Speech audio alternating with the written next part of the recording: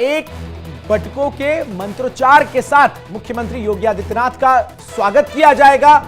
योगी आदित्यनाथ को पीतल का त्रिशूल भी भेंट किया जाएगा। साथ ही साथ उज्जैन में महाकाल के दर्शन भी मुख्यमंत्री योगी आदित्यनाथ करने वाले हैं। तो वहीं भैरवगढ़ में मां बगलामुखी के भी दर्शन सीएम योगी आदित्यनाथ करेंगे। आपको बता दें कि मुख्यमंत्री योगी आदित्यनाथ उज्जैन तकरीबन 2016 के बाद अब ये 2023 में जा रहे हैं। इससे पहले सिंहस्थ कुंभ में उज्जैन पहुंचे थे, जहां भृतहरि के गुफा में वो गए थे। और आपको बता दें कि नाथ संप्रदाय से भृतहरि के इस गुफा का काफी संबंध है और यहीं पर मुख्यमंत्री योगी आदित्यनाथ पहुंचेंगे, जहां उनका तमाम विधि विधान के साथ स्वागत किया जाएगा। इसके साथ ही साथ मुख्यमंत्री योगी आदित्यनाथ, चूंकि उत्तर प्रदेश में विधानसभा चुनाव होने, माफ कीजिएगा, मध्य प्रदेश में विधानसभा चुनाव होने हैं, इसलिए मध्य प्रदेश के विधानसभा चुनाव में उनकी चुनाव प्रचार में खास मांग है और आने वाले कुछ महीने वो लगातार मध्य प्रदेश के अलग अलग जिलों के दौरे पर रहेंगे। लेकिन शुरुआत उज्जैन से कर रहे हैं योगी आदित्यनाथ, जहां वो महाकाल के दर्शन करने के साथ साथ भैरवगढ़ में मां बगलामुखी के भी दर्शन करेंगे। तो बेहद खास माना जा रहा है। 2017 में यूपी के सीएम बने थे और उसके बाद भृतहरि गुफा को लेकर कई दावे भी किए गए और ऐसे में सीएम योगी आदित्यनाथ वहां पर पहुंचने वाले हैं और अपने आप में बेहद खास भी हो जाता है जब सीएम योगी आदित्यनाथ जाएंगे। और आपको बताते चले कि 13 सितंबर को सीएम पहुंचेंगे।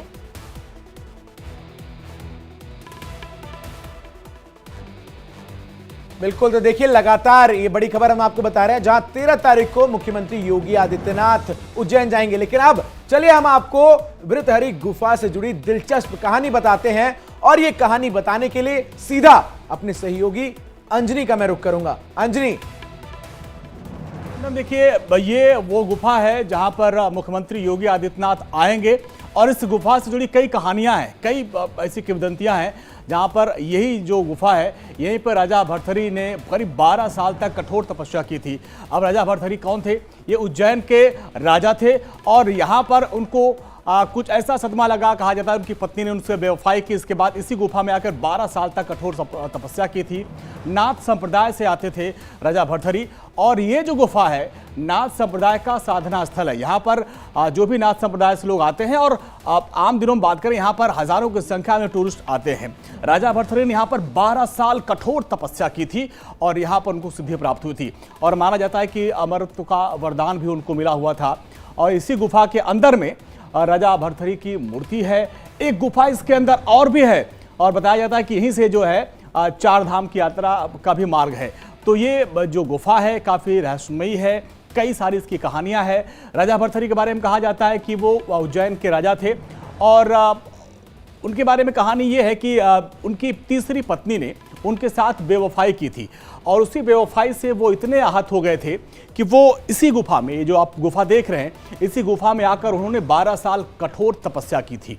2-3 कहानियां हैं। एक कहानी ये भी प्रचलित है कि एक बार वो शिकार खेलने गए थे और उन्होंने अपनी तीसरी रानी से ऐसे समझने की कोशिश की वो मुझे कितना प्यार करती है, कहलवा दिया कि भाई वो वीर गति को प्राप्त हो गए। तो रानी ने जो है जौहर कर लिया था, सती हो गई थी।